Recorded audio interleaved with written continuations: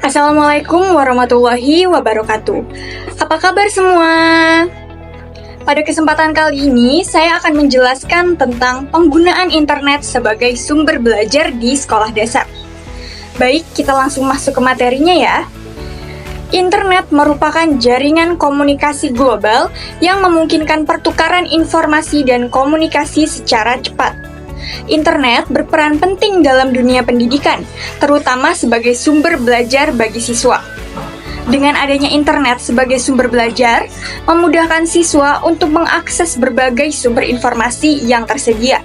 Karena internet dapat membantu kita meningkatkan taraf hidup melalui pendidikan. Menurut Arif Sudirman pada tahun 1989, segala sesuatu di luar peserta didik yang memungkinkan terjadinya proses belajar disebut sumber belajar, yaitu teknologi internet yang berfungsi untuk memberikan kemudahan dan keleluasaan dalam menggali ilmu pengetahuan. Dengan menggunakan internet, peserta didik semakin banyak mendapatkan informasi dan mendapatkan pengetahuan, maka prestasi akan semakin meningkat. Kegunaan internet dibagi menjadi dua, yaitu yang pertama, berguna sebagai sumber bacaan selain buku, dan yang kedua, berguna sebagai fasilitator selain pendidik. Peran internet bagi siswa yaitu siswa dapat berperan sebagai seorang peneliti dan menjadi seorang analis. Mereka menganalisis informasi yang relevan dengan pembelajaran IPS dan melakukan pencarian yang sesuai dengan kehidupan nyatanya.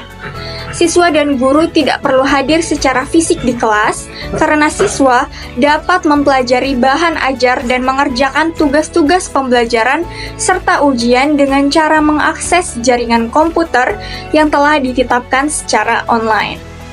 Penggunaan internet sebagai sumber belajar yaitu ada 3. Yang pertama, akses ke materi belajar digital, yaitu guru dan siswa dapat mengakses berbagai materi pelajaran, seperti buku digital dari Kementerian Pendidikan, video pembelajaran interaktif yang diambil dari YouTube, rumah belajar maupun aplikasi lainnya, dan lembar kerja dan latihan soal yang berbentuk digital. Lalu yang kedua adalah pembelajaran interaktif dan menyenangkan. Dengan internet, siswa SD bisa belajar melalui game edukatif yang mengajarkan konsep matematika, bahasa, maupun sains, aplikasi belajar seperti Ruang Guru, Zenius, Kuiper Kids, atau Khan Academy Kids, serta aplikasi belajar lainnya. Lalu yang ketiga yaitu pengembangan literasi digital sejak dini, yaitu anak-anak diajarkan bagaimana menggunakan internet untuk hal-hal positif, seperti mencari informasi yang bermanfaat, mengenali situs-situs belajar yang aman, dan menghindari konten yang tidak sesuai usia. Selain itu, internet berguna sebagai sumber belajar, yaitu kolaborasi antara guru, siswa, dan orang tua. Melalui internet, komunikasi antara guru, orang tua, lebih mudah dan siswa bisa mengirim tugas secara online, mengikuti kelas daring saat diperlukan, misalnya saat belajar di rumah. Lalu selanjutnya adalah pemanfaatan platform pembelajaran. Sekolah dasar kini mulai menggunakan seperti Google Classroom atau Microsoft Teams for Education, serta portal pembelajaran nasional seperti Rumah Belajar dari Kemendikbud. Lalu kelebihan menggunakan internet sebagai sumber belajar, yaitu yang pertama, dimungkinkan terjadinya distribusi pendidikan ke semua penjuru tanah air dan kapasitas daya tampung yang tidak terbatas karena tidak memerlukan ruang kelas.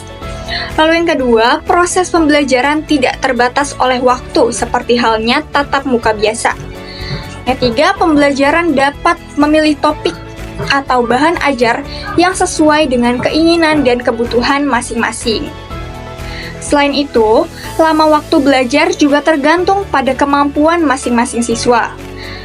Adanya keakuratan dan kekinian materi pembelajaran, serta pembelajaran dapat dilakukan secara interaktif sehingga menarik siswa dan memungkinkan pihak berkepentingan seperti orang tua siswa maupun guru dapat turut serta menyukseskan proses pembelajaran dengan cara mengecek tugas-tugas yang dikerjakan siswa secara online. Namun, selain memiliki kelebihan, penggunaan internet sebagai sumber belajar juga memiliki kekurangan, yaitu yang pertama, informasi tidak selalu akurat atau terpercaya, yaitu banyak situs yang menyediakan informasi tidak valid atau belum diverifikasi, sehingga siswa bisa saja menyerap informasi yang salah. Lalu yang kedua, kecanduan atau distraksi, yaitu siswa bisa terdistraksi dengan hal-hal lain seperti media sosial, game, ataupun konten hiburan saat sedang belajar. Lalu yang ketiga adalah plagiarisme dan kurangnya kreativitas, yaitu karena mudahnya mencari informasi dari internet, siswa bisa tergoda untuk menyalin tugas tanpa benar-benar memahami materi. Lalu kesenjangan akses teknologi, karena tidak semua siswa memiliki akses internet yang stabil atau perangkat yang memadai, sehingga bisa saja menimbulkan ketimpangan dalam proses belajar.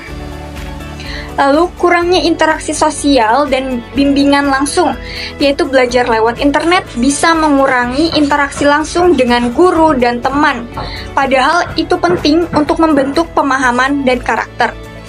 Lalu yang keenam adalah overload informasi, yaitu terlalu banyak informasi bisa membingungkan siswa, terutama jika mereka belum memiliki kemampuan memilah dan menganalisis informasi dengan baik. Namun di sisi lain, dengan adanya internet, guru dan siswa menjadi sangat terbantu ketika mencari informasi yang berhubungan dengan pembelajaran. Karena menurut Association for Educational Communication and Technology, sumber belajar adalah segala sesuatu atau daya yang dapat dimanfaatkan oleh guru, baik secara terpisah maupun dalam bentuk gabungan, untuk kepentingan belajar mengajar dengan tujuan meningkatkan kualitas pembelajaran. Menurut Adri, pada tahun 2007, pemanfaatan jaringan internet sebagai sumber dan sarana pembelajaran dapat diimplementasikan sebagai berikut. Yang pertama yaitu browsing. Browsing merupakan istilah umum yang digunakan bila hendak menjelajahi dunia maya atau website. Yang kedua adalah researching, yaitu menjadikan internet sebagai sumber pengajaran. Yang ketiga adalah searching, yaitu merupakan proses pencarian sumber pembelajaran guna melengkapi materi yang akan disampaikan kepada peserta didik. Dan yang terakhir adalah consulting dan communicating.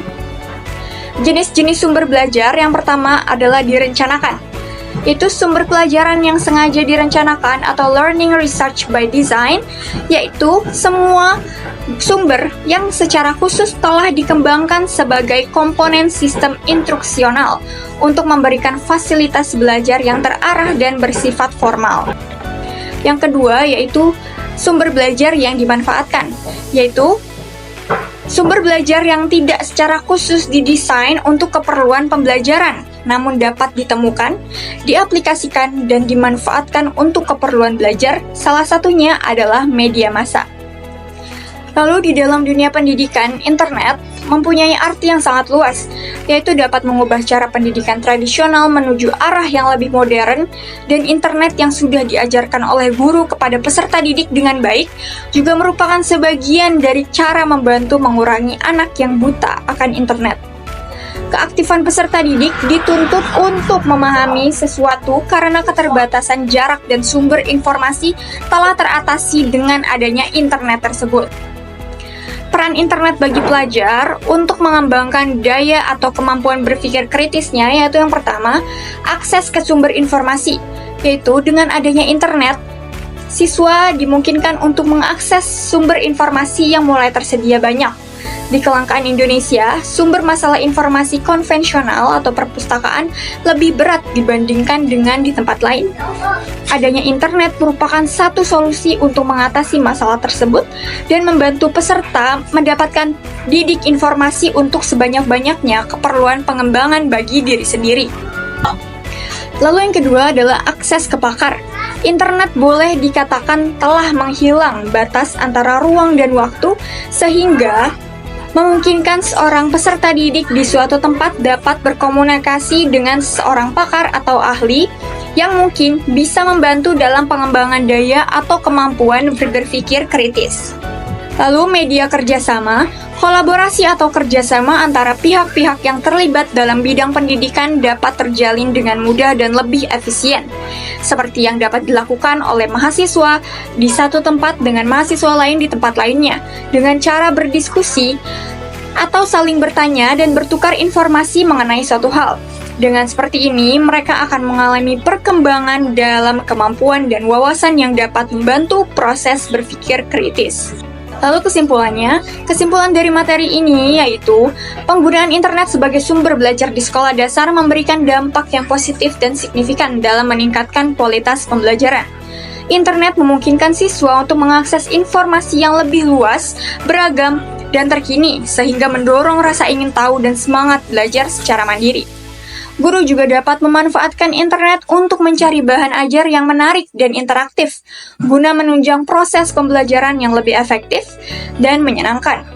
Namun, penggunaan internet perlu dibarengi dengan pengawasan dan bimbingan yang tepat agar siswa dapat mengakses konten yang sesuai dan bermanfaat. Dengan pemanfaatan yang bijak, internet dapat menjadi sarana pendukung yang sangat berguna dalam menciptakan lingkungan belajar yang inovatif dan modern di sekolah dasar. Baik, sekiranya itu saja yang dapat saya sampaikan pada video kali ini. Kurang lebihnya mohon maaf. Wassalamualaikum warahmatullahi wabarakatuh.